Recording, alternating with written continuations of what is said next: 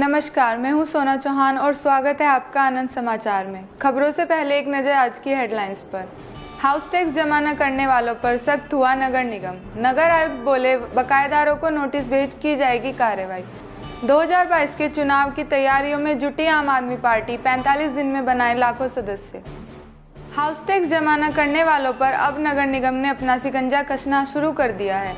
नगर निगम ने house tax जमा करने की आखिरी तारीख 25 मार्च रखी थी, जिसका अब मात्र एक दिन बाकी बचा है। लेकिन अभी भी हजारों की तादाद में ऐसे बकायेदार बाकी हैं जिन्होंने अभी तक अपना टैक्स जमा नहीं किया है।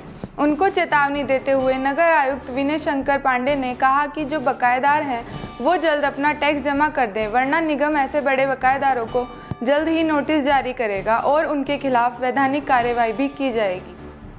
जो भी बड़े बकायेदार हैं उनको सबको अब फाइनल नोटिस इस आशय की भेजी जा रही है कि यदि आप निर्धारित समय में नहीं जमा करेंगे तो जो भी नगर निगम अधिनियम के अंतर्गत प्रावधान है उसके तहत उनके विरुद्ध वैधानिक कार्रवाई की जाएगी।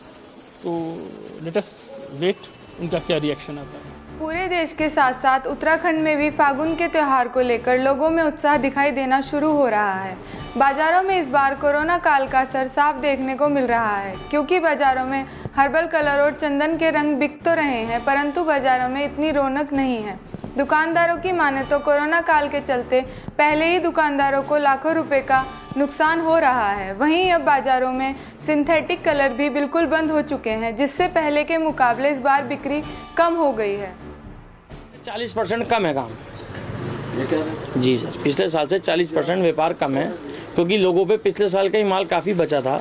तो इस चक्कर में उन्होंने जो लिया, जैसे अपनी वैरायटी बनाने के लिए जो मेन गुलाल तो सभी का खैर ख़त्म हो जाता है, छोटी मोटी आइटमें रह जाती हैं, गुब्बारा रह जाता है ये वो।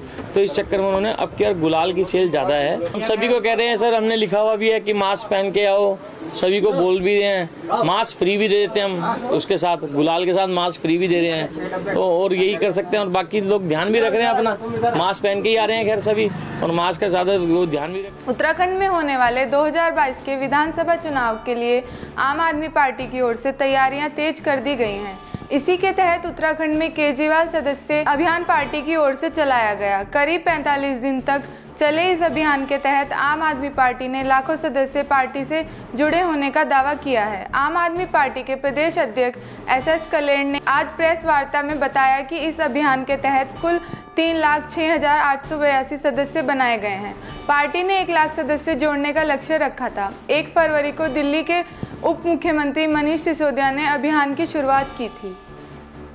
अल्मोड़ा से है 26,550, बागेश्वर से है 10,898, चमोली से है 9,608, चंपावत से है 7,754, देहरादून से है 50,307, हरिद्वार से है 50,004, नैनीताल से है 27,453, पौड़ी से है 27,028, पिथौरागढ़ से है 10,220, रुद्रप्रयाग से है 6,745, टिहरी से है 45,691, शहीद उधम सिंह नगर से है 50,071, उत्तरकाशी से है 45,112। टोटल है 3,06,820। होली के त्यौहार को देखते हुए जहां मार्केट में लगातार रौनक दिखाई दे रही है, तो दूसरी तरफ खाद्य विभाग की टीम एक्शन मोड में आ गई है।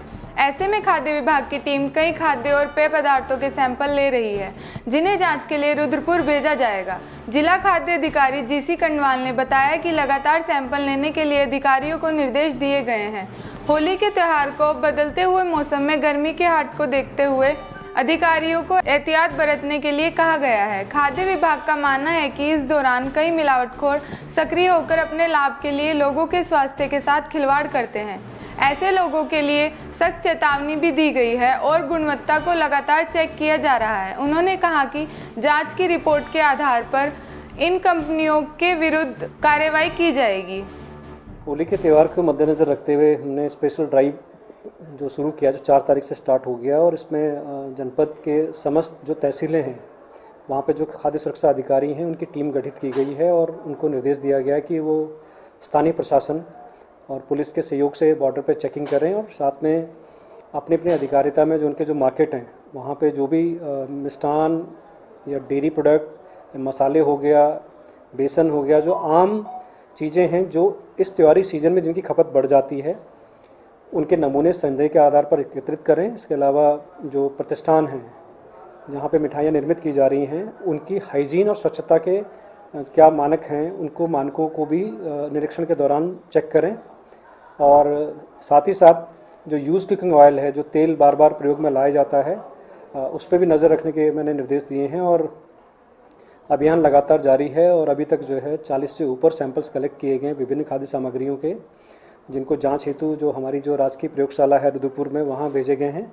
और जांच रिपोर्ट आने के बाद में जैसी भी जांच रिपोर्ट में जो मानक हैं उससे अगर डेविएशन पाया जाता है तो उसके आधार पर अग्रेतर कार्रवाई संबंधित खाद्य कारोबारकर्ता के विरुद्ध आरंभ की जाएगी। खबरों में आज के लिए इतना ही। खबरों से जुड़े रहने के लिए देखते रहे अनंत समाचार।